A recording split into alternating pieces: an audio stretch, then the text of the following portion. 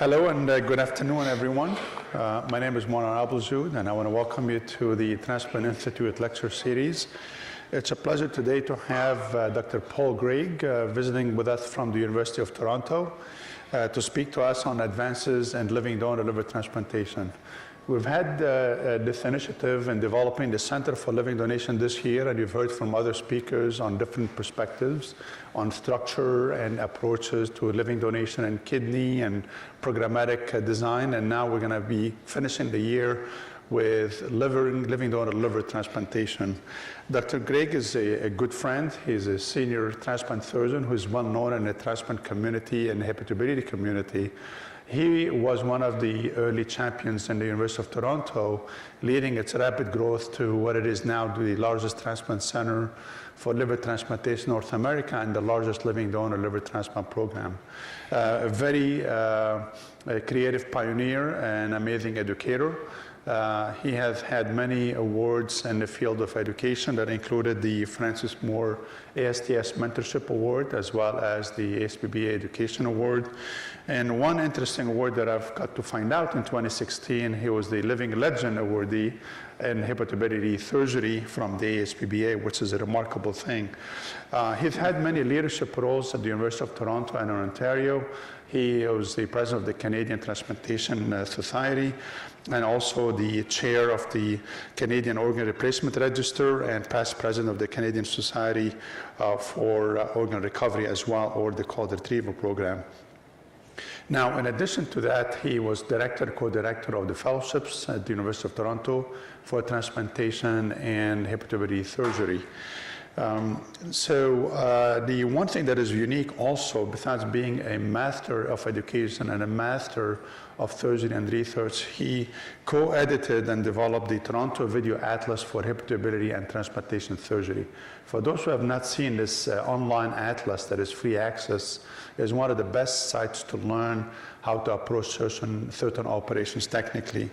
His research interests, including living donor liver transplantation, as you will hear now, and also dealing with the multidisciplinary approach to transplantation for hepatocellular cancer, as well as hepatobiliary surgery. So with this, I ask you to welcome Dr. Paul Greig, a good friend and a remarkable individual.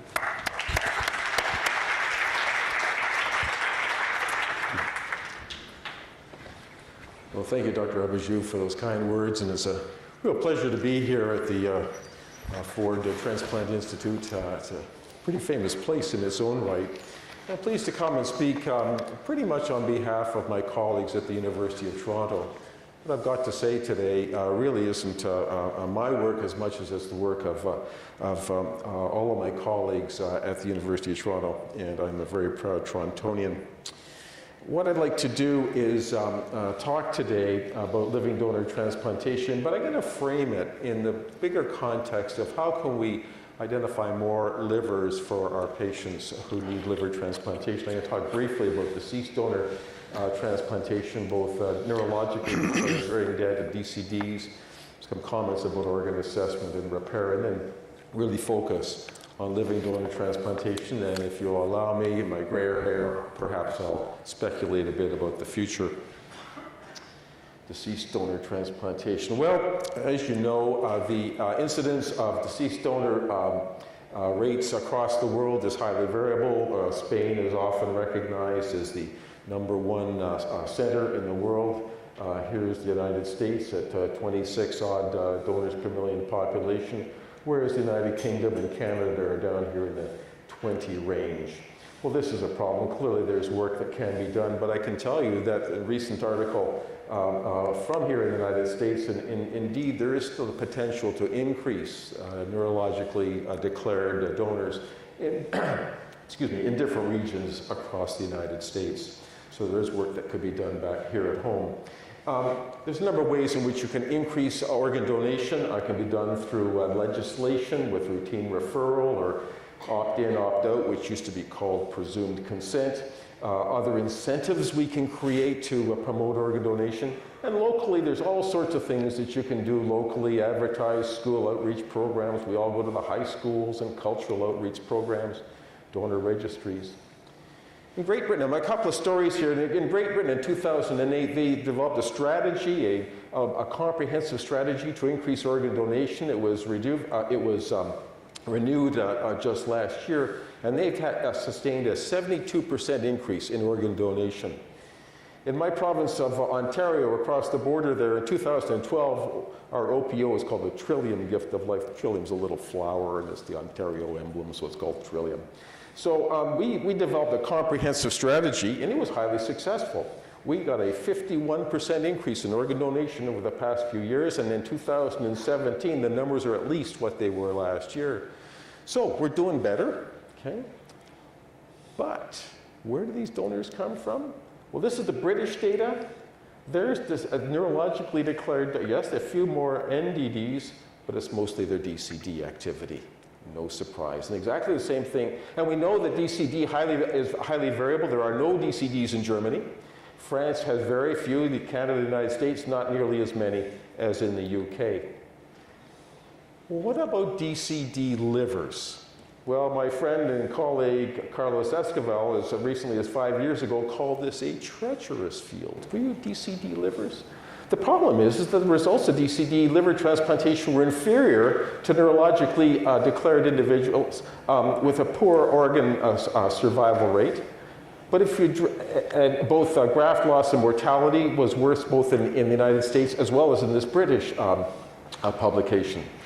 But if you drill down and look at the factors involved, you can eliminate the higher risk DCDs and get outcomes that are more acceptable.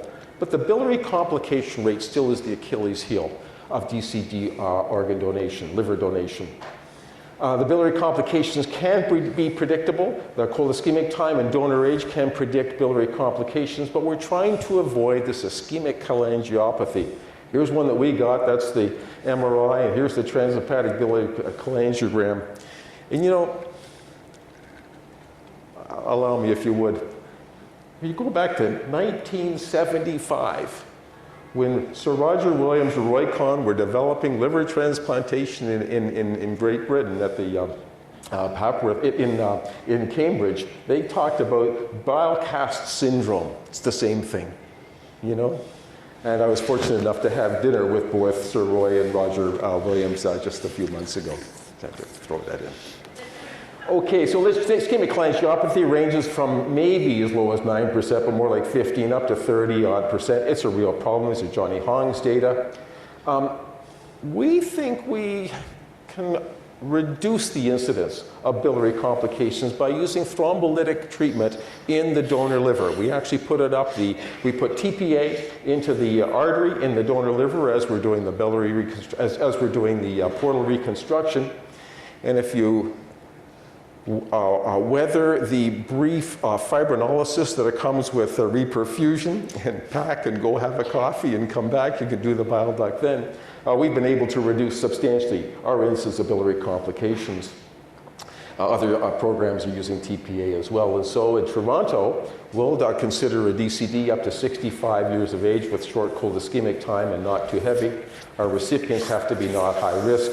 We require heparin and a warm ischemic time less than 30 minutes. And as I said, we use TPA in our donors. And so this is what's happening in Toronto. This is an increase in our DCD rate. We're up to about 20 DCDs per year. Our neurologically declared donors are up in the 120, 130 range. So our total activity of deceased donors is increased. Brief comment here, because I think this is relevant to these higher risk donors. My colleague Marcus Seltzner has had an interest in normothermic perfusion of the liver for quite some time. And when the Organox machine became available, he teamed with Peter Friend, and we've been using the machine as you have been here. We reported our first 10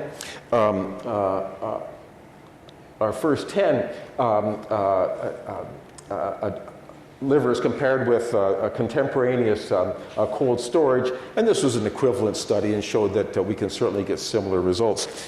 And now we're using this as an assessment tool for the more advanced donors. I was telling Dr. Abujub that we used the liver from a 63-year-old DCD, put it on the machine, and when it cleared lactate and made bile, we were much more confident about using this liver and transplanted it successfully.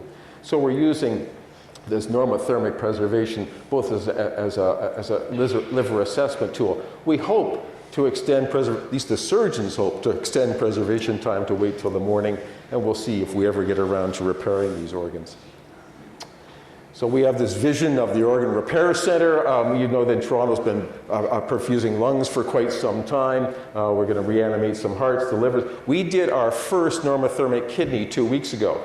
It worked very well, and we now have a protocol in which we're normothermically perfusing all of our kidneys to try and improve their early function. This may be a little pretentious, but this is the sign outside of one of the operating rooms called the Organ Regeneration Laboratory. We're building 2 more of them, so we've got so many organs that we're pumping at any one time. So that's the background. That's what we're doing on the deceased donor side.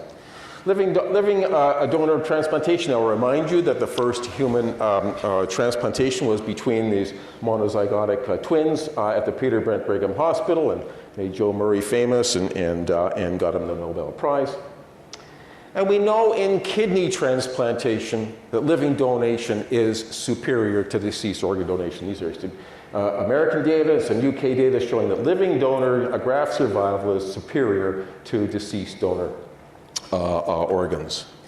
There are regional differences across the United States and Canada, probably related to the waiting times on the waiting list and all, but there are some regional differences. But there's clearly, in most centers, a culture of living donor kidney transplantation. All listed patients are encouraged to identify a donor, and they are highly motivated to identify donors. There's a donor expense reimbursement strategies that are being developed. Preemptive kidney transplants are done. In Toronto, you can't get on the list unless you're on dialysis, unless you have a donor. We'll do preemptive.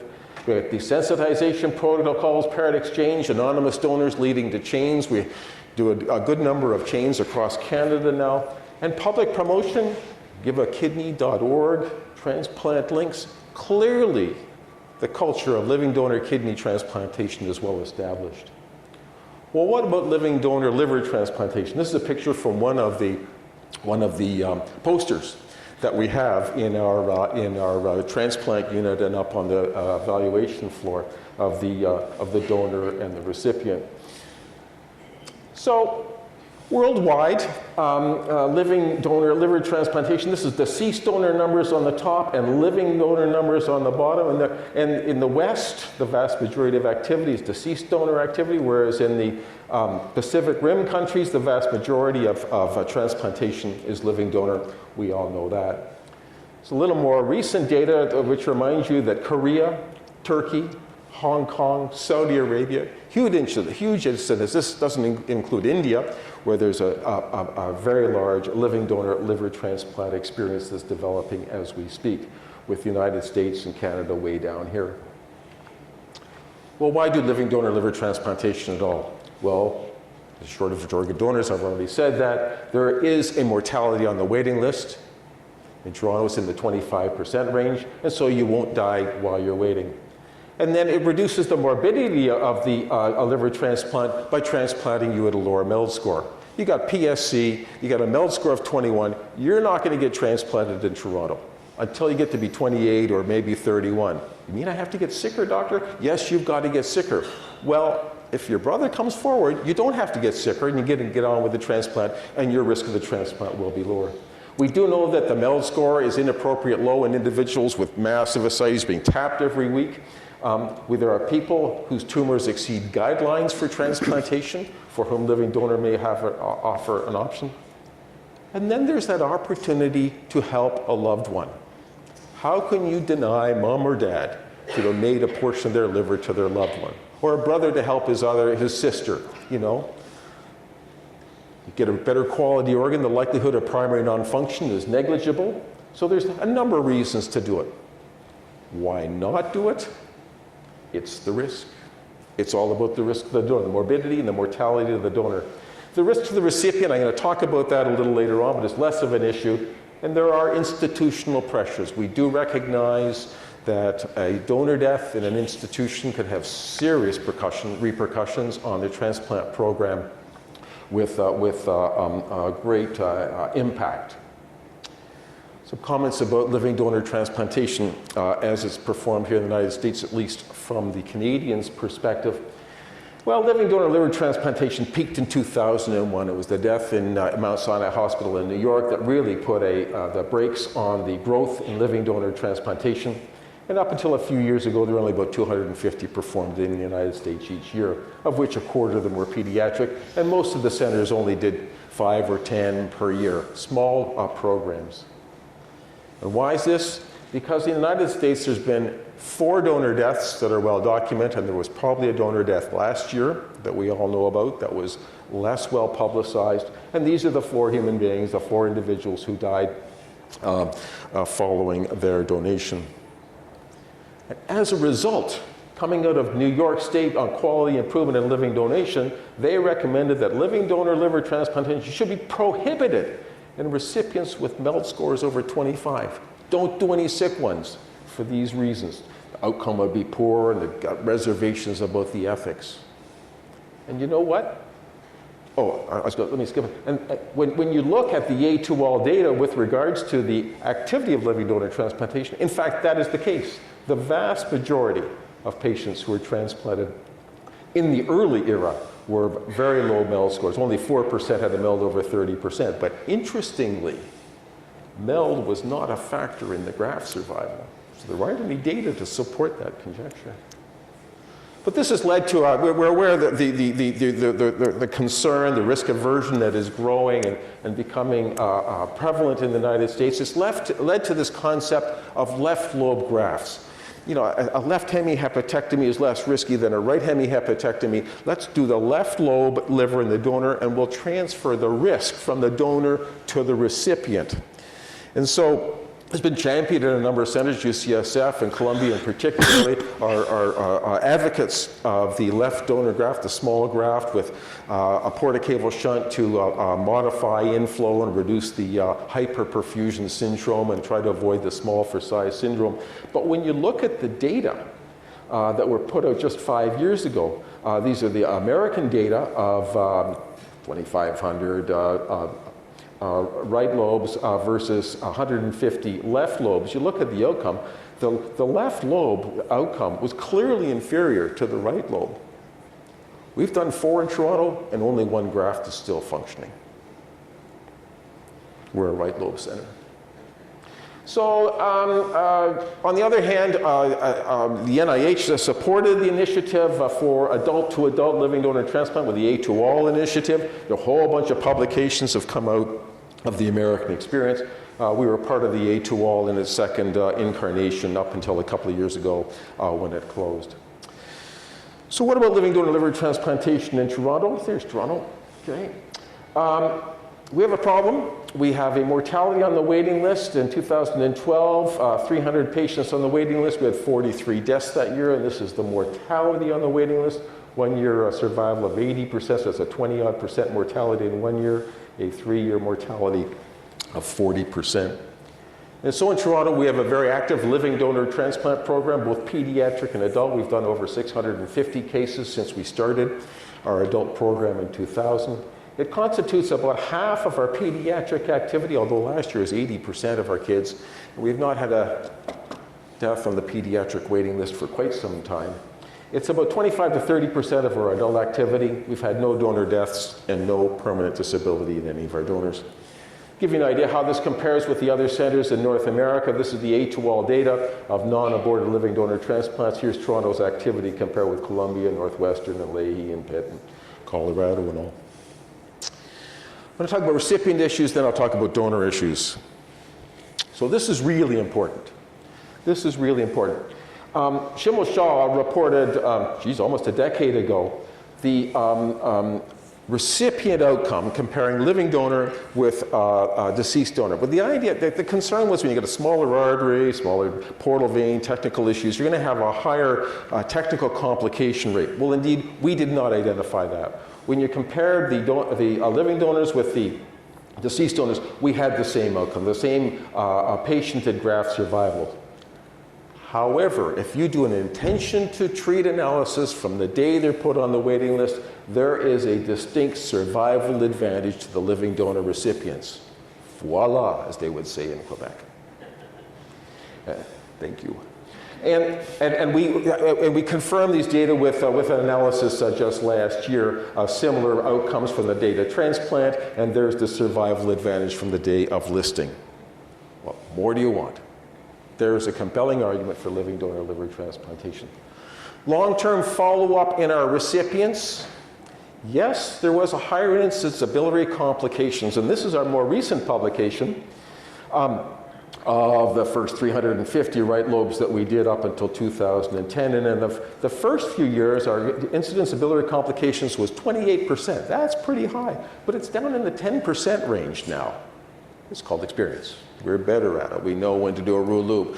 We know how to deal with the posterior aspect where it's all thinned out there and put the stitches in and make sure you get enough of the biliary plate so it doesn't leak and get a bile duct complication. But interestingly, these biliary complications can be managed, and in fact, the graft survival is the same, even though they get a bile duct complication. Yes, we've got some people with long-term transhepatic tubes, but they're living well. Talk about the recipient side now. Oh, sorry, no, so I talk about some extended recipient considerations. So you recall that New York says nobody over a MELD of 25? So here are 3 specific publications that we put out in the past few years. High MELD score. We compared 44 individuals with a MELD over 25 with 220 with a lower MELD score with the same patient and graft survivals. So MELD score is not an issue for us. How about hepatorenal syndrome? 31 patients on dialysis at the time of their transplant, and MELD of over 20. It was 7% of all of our living donor recipients, compared with a 3-to-1 match with our deceased donor population, similar patient and graft survivals, and the creatinines were the same at 3 months as well. And finally, fulminant hepatic failure, your status 1 patients. Now, there's not a lot of them. 7 living donors versus 26 deceased donors. Our median donor evaluation time was 24 hours. One patient went out to 3 days before we got her, with similar outcomes between the two. What about hepatocellular carcinoma? There's some data that would suggest that with a regenerating liver, the cancer is going to come back more virulently. Well, that's not what Toronto found. When we looked at our patients undergoing 58 living donors versus 250 deceased donors for hepatocellular carcinoma, similar disease-free survival and overall survival. So hepatocellular carcinoma is not an issue from a living donor perspective for us. I want to go down this pathway for just a second, indulge me. So a few years ago, we thought that the Milan criteria were too strict a criteria for transplantation for hepatocellular carcinoma. So we got together, and we could not come up with a maximum number or a maximum size. So we decided to use degree of differentiation as the metric of biologic behavior. And so when we looked at the extended Toronto criteria, Derek Dubé did our first publication, 105 outside of Milan compared with 189 within Milan, similar survivals, suggesting that this is a good measure of biology. And we included living donors in each group. Just to comment that we did a validation study with another 200 patients since that time with similar outcomes. But the point here is, 5 years ago, our OPO changed the criteria, and we no longer can offer deceased organ donors a donation to our extended Toronto criteria. Well, can we offer them living donation? Well, the answer is, what are their options? Well, we can give them a liver that's been declined by everybody else and pretend that it isn't usable and give it, but that's a bit of a charade, no offense. Or we can do a living donor transplant. And the ethics are well established. When you look at the consensus conference, the results of the consensus conference was held in Zurich on liver transplantation for hepatocellular carcinoma. David Grant was the chair of this group. Should living donor criteria be different between deceased and living donors? And his committee, and it was agreed by the jury, that the answer is yes, living donor may be offered to patients whose tumor exceeds local criteria. So the ethics are well established. So we do offer living donation to patients whose tumors exceed the Ontario criteria, but do fulfill the extended Toronto criteria. We've taken that a step further, And we now have a protocol for transplantation of patients with metastatic colorectal cancer to the liver that are unresectable. And we're prepared to offer them living donor transplantation if they can be stable disease on 6 months of chemotherapy. So our philosophy in Toronto is that living donor transplantation is the best choice for all recipients. It provides a healthy organ and maximizes recipient benefits, shorter waiting time, high quality graft, offers the opportunity to help a loved one. It increases the number of deceased donors available for others on the waiting list, and it provides transplantation to individuals who aren't eligible for MELD exception points. And in Toronto, our focus is on donor safety, ensuring an autonomous, well-informed donor choice, and advancing knowledge. And so we offer living donor transplantation to all listed recipients without MELD restrictions. We have not done a retransplant with a living donor yet. We do, however, our Mayo our Klatskin tumor patients who've had chemorads, we will use bank vessels for the artery, and if the patient has portal vein thrombosis, we can use bank vessels, and we require a recipient graft ratio of greater than 0.6. Some donor issues. Our living donor criteria is a healthy individual between 16 and 60 ABO compatible. We've not gone incompatible. No significant comorbidities that we have to informed consent as an autonomous decision without coercion. We require no relationship, no liver pathology, less than 10% steatosis, and the anatomic considerations will go down to 28% of future liver remnant for the younger donors, but 30% for donors over the age of 45. There's a morbidity to the living donor right hemihepatectomy. These are the A2all data of the first 405 donors with a 21% complication rate. The majority of them are grade 1 and grade 2s. Here's the early Toronto data of our first 200 with a similar 41% morbidity rate. A number of grade 3s that were pleural effusions that we probably shouldn't have tapped in the first place. So this is full disclosure. This is the morbidity, the close calls that we've had at the University of Toronto. We've had no deaths, but we have a morbidity rate of 35%. We have a 3 to 4% no-go rate. Open them up and do not proceed for unsuspected abnormalities. Fewer now than 10 years ago. We're better at reading the CAT scans, but every so often there's a surprise. 3% transfusion rate, 3% early reoperation rate. These are our close calls. We've had 2, and in fact now 3 biliary injuries recognized intraoperatively, cut too close to the bifurcation, so we put a rule loop to that, and all 3 of those patients are fine. We've had 5 pulmonary emboli. We've had 2 cases of respiratory compromise due to narcotics. 1 pulmonary edema, that was really scary. The patient went back to the ICU for 3 days. 1 suicide attempt almost at 1 year post-op. And 1 individual, his lower leg swelling has now gone away, so that is no longer persistent. These are some of the publications we've had with regards to our living donors, the use of the middle vein, the learning curve, older donors, no-go rates, and a variety of publications of our morbidity of the operation. Jason was asking earlier on about our long-term outcomes. We're a socialized system. We can follow our donors, okay? And we do. We have a dedicated family doctor who's involved, so our follow-up is really good. The after 1 month, within the first year, there's 11% complication rate, some mental health issues, struggling, a bowel obstruction, a couple of incisional hernias, but thereafter, the incidence of complications is very low. And when you do quality of life analyses, both our experience with the SF-36 and other groups have shown that overall the donors are very satisfied with their decision to donate. When we drill down a little further, we tried to identify what was the major factors in predicting I would not donate again in the future if the recipient returned to drinking. No surprise. Returned, engaged in risky behavior was the terminology in the part. Okay. So with that good experience, we've extended the donor indication somewhat. How about young donors? We had a 16-year-old lad come forward. He wanted to donate to his mother. He said, no, you got to be 18. He says, who said? 16 is the age of consent in Canada.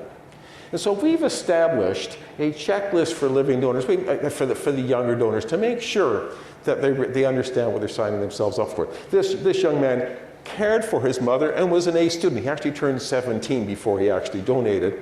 But we do have this checklist for the younger donors to make sure they go through and they're not, this isn't just an impulse purchase that young individuals can have. The obese donor. Individuals coming forward, the ultrasound shows fat in the liver. Well, we've always known that if you, with weight reduction, the weight seems to be lost from the fat, from the liver, before it's lost from the periphery. And we can potentiate that with OptiFast. That's what the bariatric guys are using. Before they do their stapling, they would often tear the liver because it was so fatty and trying to retract it out of the way, so they use this OptiFast nutritional supplement for a month with getting significant weight loss over 6 weeks, and we've been able to, in our potential donors, reduce the macrovesicular fat, and when we use those organs, the outcomes were similar to the control group. We don't know what happens to these people a year later or 20 years later. Older donors, what's an older donor? We chose the age of 44, 45, younger and older donors. Similar outcomes in the donor. Interestingly, a slightly higher biliary stricture rate on the recipient side of the older liver. So over the age of 44 doesn't seem to be a problem.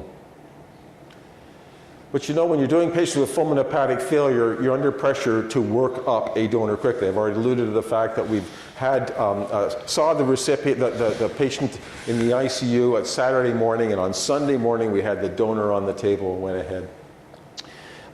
What about a hospitalized patient who you know is not going to leave the hospital before they're done, and the family comes forward?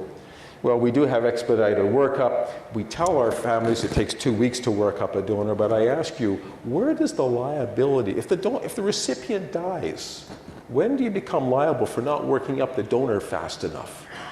Interesting issue. We've not been challenged on that. We tell them, and our brochures all say it takes 2 weeks. We can do it less, but we try to protect ourselves that way. And the emergency workup, I was mentioning earlier on, we almost went incompatible the second time we did this.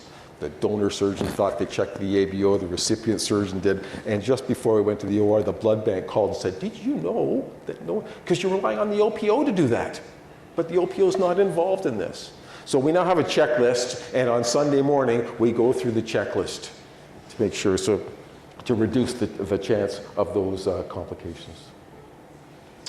Okay, so the family goes to the newspaper and says, can you save Kaylee? We need a liver for our baby's dying. And so we reported our first living anonymous living donor case back in 2007. The anonymous donor has been well accepted on the kidney side. The ethics are similar. The risk of the surgery is a little higher, but the ethics are similar. So we did the ethical justification and reported that back in 2007. And since that time, we've done more than 50 anonymous living donors. We do 5 or 6 per year now. The majority of them are right lobes to, actually about 50-50. Half are right lobes to adults and half are left lobes to children. And our outcomes have been fine. We've assessed 500 potential donors, came forward. We evaluated 57 and 41 became donors in this publication, and we're now up to over 50. We've not done any paired exchanges yet. I was asked earlier, have you taken a blood type O living donor and done a paired exchange with another? We've not done that in Toronto yet. But what has this done? Well, it's created some famous recipients. This is the owner of the Ottawa Senators hockey team who went to the newspaper, and guess what? He got a liver within a week. So you get famous recipients on the newspaper. You get famous donors. They go to their newspaper and say, hey, what a great person am I. Look what a wonderful thing. And it's my observation that a good number of these individuals who came forward, albeit altruistically, do seek secondary gain of some sort from their activity. And so what do you say when someone in the clinic says, how do I get a donor? And you say, well, go to the newspaper if you want. You know, everybody goes to the newspaper now. And, you know, we can't be discriminatory about where their donor came from. I can't pick and choose that. I can't use that as a metric and deny them transplantation because of that. But it is a social issue. It's a social phenomenon. Frankly, it'd be water under the bridge in 10 years' time. It'd be a non-issue. There's websites for matching of kidneys. There'll be websites for, well, in fact, there's websites to go to India, but that's a different issue.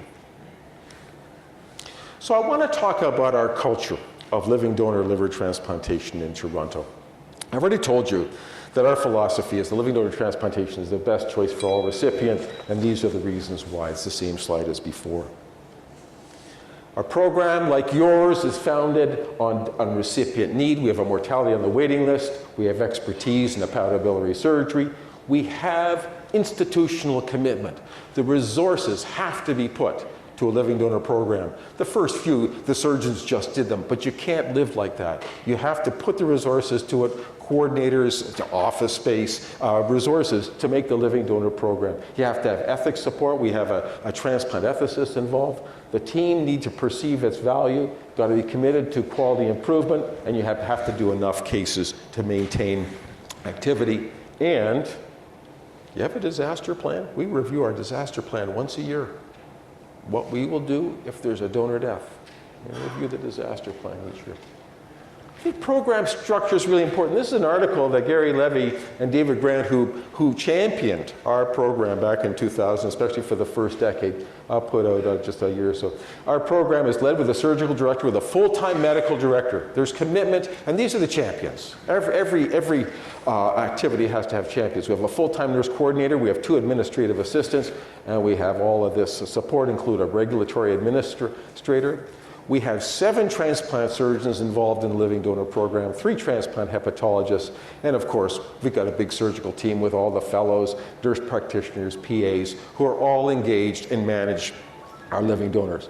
The team meets twice a week. On Tuesday mornings, it's mostly a surgical round in which we review all of the imaging of the recently assessed individuals, and by doing that, virtually every donor is reviewed 3 times because there's usually a 3-week wait before they get done. And you'd be surprised what you find the second or the third time when you're looking at the imaging. Oh, look at that artery there. Oh, do you think that's a little biliary plate artery or is that the real deal? All of those issues we go through very carefully. Whereas the Friday assessment is more the psychosocial stuff and are they suitable and all those medical issues. We're very fixated on safety.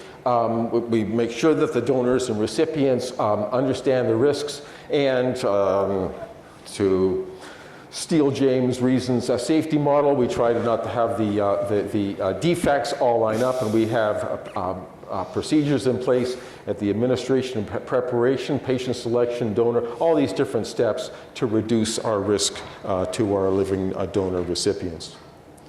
We have a regulation person. There's a lot of regulation for living donation in Canada. Not as much for deceased donation, quite frankly. And so they're pretty fastidious about all the documentation and making sure that all the testing's done and that be tested within 48 hours of their operation and all that business. So we're pretty good about all of that. And so we have created a culture of living liver donation. Every patient who goes on the transplant waiting list has a specific meeting subsequently in which they're told to bring a loved one or few with a surgeon. And yes, we discuss the risks and benefits of the surgery, and they need to understand they might get a DCD liver or an extended criteria and stuff like that. But really, the issue there is for them to be advised of the value of living donation. It's promoted. We explain to them the advantages and give them suggestions about how they might be able to engage others in becoming donors. We make sure they understand the risk of death while waiting, you know, and we all know with the livers, they're cruising and then they get sick, you know, and you don't want that. We offer them ways to engage potential donors, and this culture of living donor transplantation really has permeated our institution. I've mentioned to you that we have posters, you know, throughout the transplant clinic. We got brochures. We have these brochures for a long time that they can pick up. And quite frankly, when the nurse or the clerk takes the patient from the waiting room to the examining room to see the doctor, they usually say, "Oh, have you found your living donor yet? How's that living donor thing?" Everyone promotes living donor liver transplantation. The value is perceived and frankly advocated by all members of the team. This resulted in a lot of work in the first 15 years. 2,000 assessments yielded 500 donors. It's a 4-to-1 relationship. These are the relationships that we've had, including some of the these were reasons that donors were declined, and then the relationships in that same article that Gary and David put out last year. Make a comment. Okay for time? Check the time. Yeah, I'm doing good. Yeah. Because this part could be left open. I find this very interesting. I wonder if sometimes we're being a little too paternalistic with our potential donors and their families. I'm going to talk briefly about the perceived maximum allowable risk of donor death versus the acceptable recipient survival rates. And David Grant and Annie Fecto did this survey. These are unpublished data, so I have to be a little careful. But they surveyed potential donors, first-degree relatives and other donors, and also the transplant team members, adult and pediatric. And they said, what is the maximum risk of donor death you'll accept? And 93% of the donors would accept an over 5% mortality.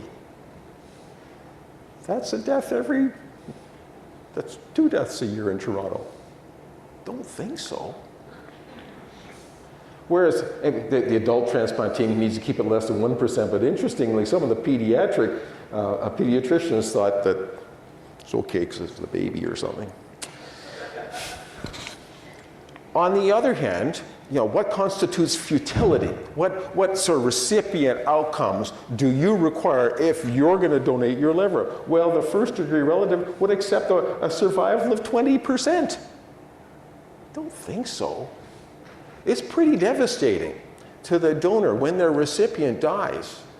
That counseling is a tough one. But maybe we are being a little too paternalistic, and what does risk really mean? Do they really understand that risk? We have to make it clear, when they come to the clinic, when they're speaking with the donors, that this is not fun and games, that this is a serious operation with significant risk. So I was a little concerned when we first offered an altruistic donation. I said, is this a crazy thing to do? Well, it's not. When you look at the mortality risks of the activities that human beings deliberately engage in. If you're a base jumper, if you climb the Himalayas, 13% mortality if you want to go climb Mount Everest, and hundreds of people do that every year. The risk of death per year for an American soldier in the early phases of the Afghanistan war is 1% per year. And we encourage them, and we laud them, and we thank them for their service.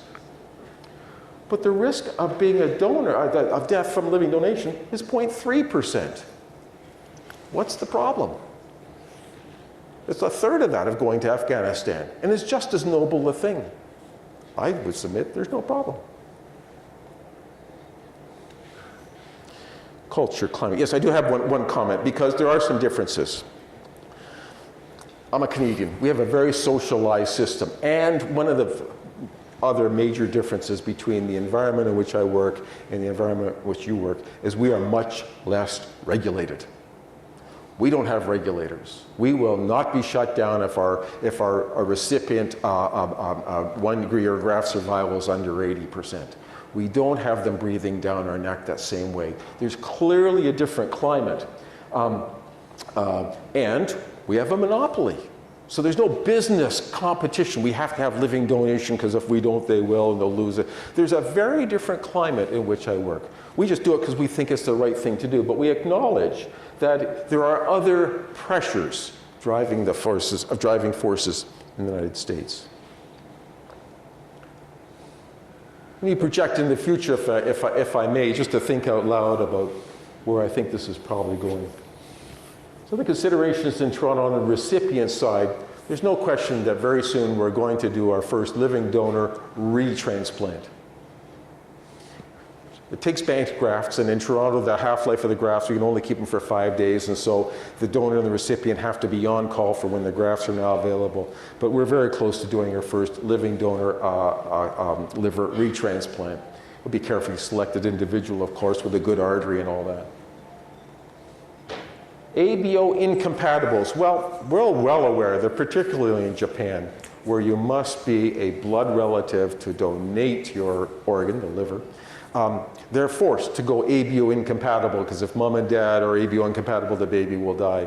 So there's a growing experience of desensitization, Plex and IVIG and rituximab and splenectomy and prostaglandin, that adds to it, don't know, to achieve good outcomes in living donor liver transplantation for ABO incompatibles. We're not in that position presently. I personally have a bit of a problem with it when you've got deceased donation available. Also, we have less pressure because neighbors and friends can donate. We're not restricted to blood relatives. The other consideration that we're contemplating that is a bit controversial, we recently went over to Seoul, Korea to see how son does it. He eats a few every day, and they do a lot of dual grafts. Both the donor's too small, so we'll find two donors. We'll do two left lobes into the recipient, and with very good results.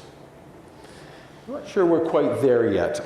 There is an interest, particularly amongst my younger colleagues, for this technical tour de force. It changes the paradigm, doesn't it? As the pioneer of transplantation in Canada, Bill Wall from London, Ontario, used to say, Paul, living donation is the only operation with a potential mortality of 200%. Now it's a potential mortality of 300%. It's dramatic, but it does give you cause to pause. And so in summary, in Toronto, we've increased our liver transplant activity through our increased use of DCDs. Our organ procurement organization, which has had a successful campaign in increasing the number of neurologically declared individuals. Our living donor activity of about 40 adult livers per year is the foundation. So overall, our activity in transplantation has increased to the point we now have 7 transplant surgeons and 7 fellows to go and fetch all the livers because there's so much activity to a liver most days in Toronto. So it's an exciting time to be a transplant surgeon. I want to comment that when you look at the outcomes of these 3 different sets of donations, DCD, neurologically declared brain dead individuals, and living donations, the graft survivals are similar. So on that foundation, we can look at potential recipient in the eye and say, there is no significant risk to you, in terms of your outcome with all of these different options. So there's great future potential for transplantation in general. There is room to increase organ donation in the conventional way in many jurisdictions. However, we could double the number of deceased donors, and there still wouldn't be enough organs to transplant.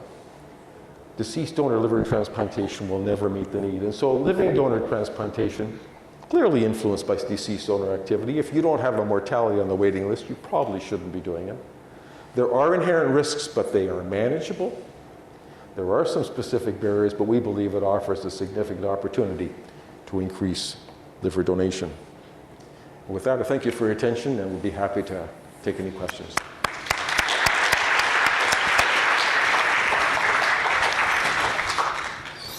Open for questions. So maybe I'll start by asking a couple of questions. The first one is, you mentioned liver cancer. How about if you have a patient with 6 centimeter left lobe, hepatocellular cancer, child A, platelet count 180,000, would you resect or transplant with a living donor? Yeah, so in Toronto, resectable liver should be resected. So we would resect, understanding that our transplantation for recurrent disease is an option. You've got to follow those patients closely every 3 months for the first couple of years to see if they get recurrent disease. Okay. So, but we would resect. So you would resect that patient. Any questions from the team? Michelle? I really loved the slide about the risk and the risk perception. And I think that's really interesting because of the recent, with Smear, Nick et al.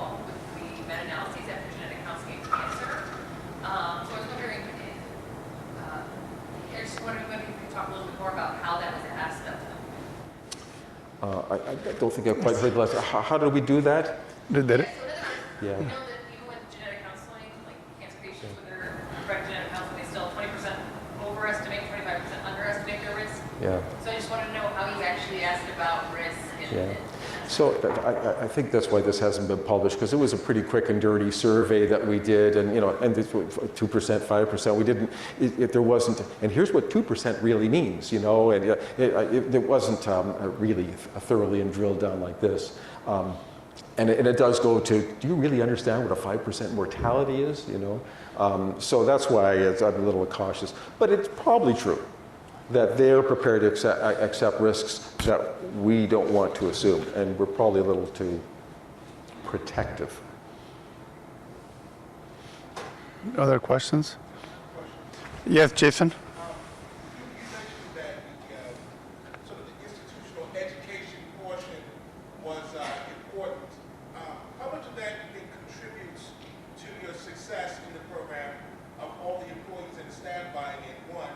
And two, are there any specific donor recruitment things you do other than brochures, even if they're done through the recipient?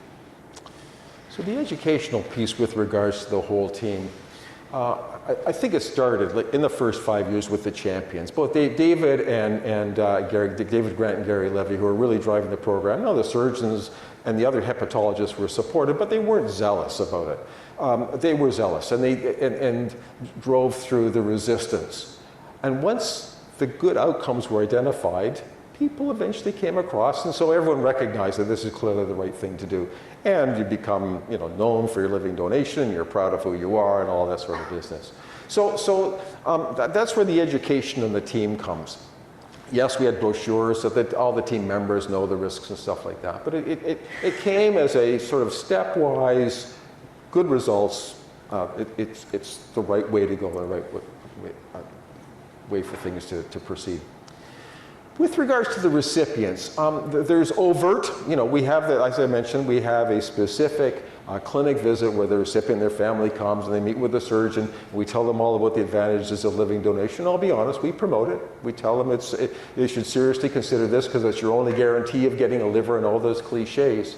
But there's more subtle things, like the posters in the waiting area and on the elevators you get off. Those two people, we have all sorts of couples, you have pairs, mother and son and stuff like that, which make them feel warm and fuzzy. There's the staff who's just always talking about the value of organ donation. Have you identified your potential donor?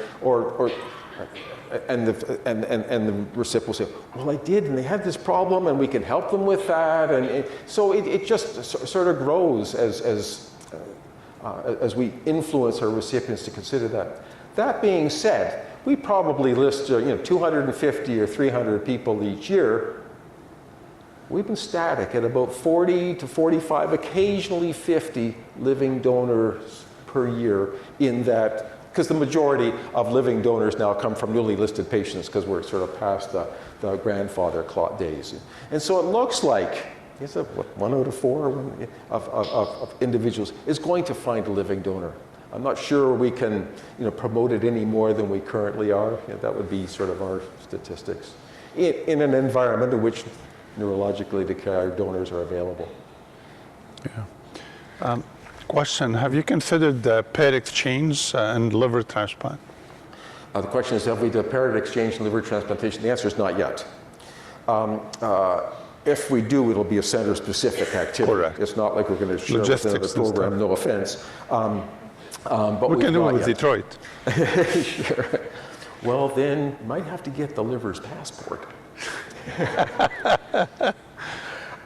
The idea that an altruistic donor, blood type O, comes forward and this aid can go to another person. We have not yet. And it's not really on the books yet.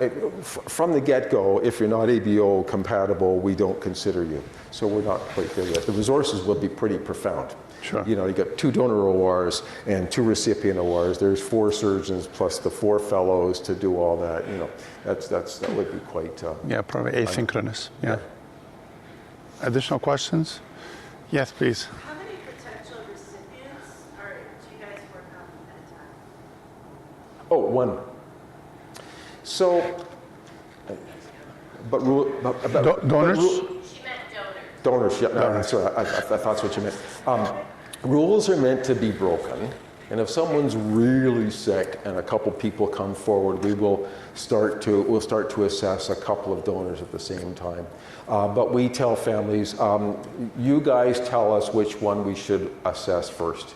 So we're not going to work up 6 people. You can only do so many CAT scans and MRIs, needlessly. So that's our mantra, but with some wiggle room. We've done the same. Yeah. Do you have an activity or a construct for the living donor community you have? Whether it's a support group, support system where they confer or get together or educate each other or whatever support system we think of. So the question is there a support group for the living donor individuals on the liver and the kidney side? The answer is not specifically. And I'm not aware that they've developed one themselves. I might be wrong on that point. Maybe the kidney like on guys Facebook have done or something. that. Yeah. I don't know, but not that I'm aware of. Okay. But I got to tell you, that would make a lot of sense because that's what they do these days. Patients are really into self-help and support groups, and there seems to be some value to it. So that could be a way of supporting, rather than the word promoting, supporting living donation. That if someone comes forward as a potential living donor, well, would you like to speak? We'll speak with the support group. That could be a good way of helping them make the decision. Sure. Yeah. Additional questions from the floor?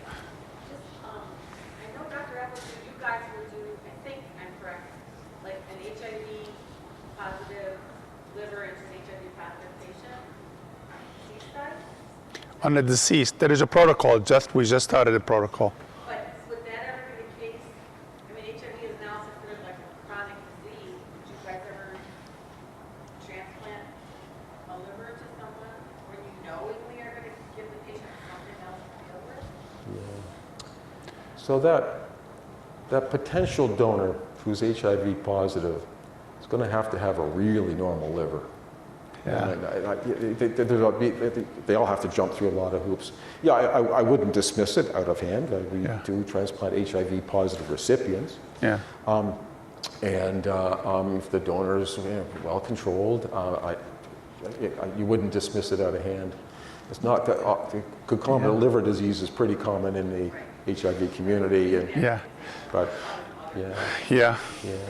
So I'm pretty sure that we have used livers from hepatitis B core antibody positive donor, surface antigen negative, and successfully transplanted them into a B positive individual. So that's not de facto a contraindication. Yeah. Other questions? Maybe one last question. Sure. You look at donors, and obviously there are medical reasons why you turn them down. There are technical reasons why you turn them down, whether anatomic or size.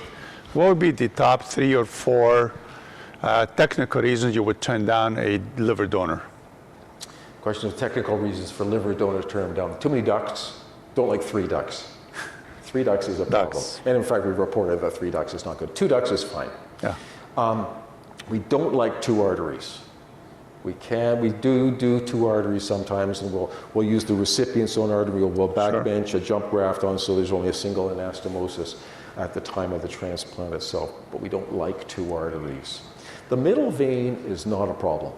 We're comfortable including the middle vein with the graft if the venous outflow and the volumes require that. Yeah. And we can jump graft the middle vein to the middle vein, or so we can. The middle vein is not a problem.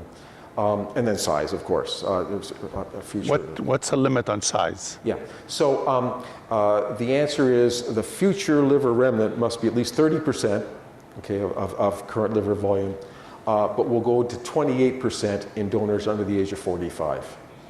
28%. 28%. Future liver remnant on the donor. On the donor. Okay. Yeah. How about for the recipient size? Yeah. The donor to recipient. So there's so many questions with the donor-recipient ratios. There's so many factors that go into the hyperperfusion syndrome, the small for size syndrome. Our books say the recipient, the graft recipient weight ratio needs to be at least 0.6 or higher. We like 0.8, but we'll go down to 0.6, especially if there's no portal hypertension, no ascites. A tumor patient can take a smaller graft. Sure. Okay, Yeah. and with those smaller grafts, we have an intraoperative assessment of a low threshold to do a splenectomy as a flow modulating strategy. We have not been happy with the temporary portacaval shunt concept. It's really hard to titrate flow with that and then occlude it later on. So, and when we were part of the A2All study, we were doing flow measurements, hepatic artery and portal vein flow measurements. I didn't believe any of the numbers they generated before and after cross. So we've not been using flow. We've been using a surgical assessment of whether the graft is congested. And if the numbers are high and the graft is stuttering, we'll do a splenectomy on day 3 or 4. Sure. If the graft looks too small and the enzymes are hung up and they're getting their ascites back. No splenic artery ligation? No, we would do full splenectomy. Splenic artery ligation, no, we get all it's not full. The spleen. Yeah. Okay. Any other questions? Well, great. That's terrific. Thank you so much. Okay. Thanks for having me. That was great.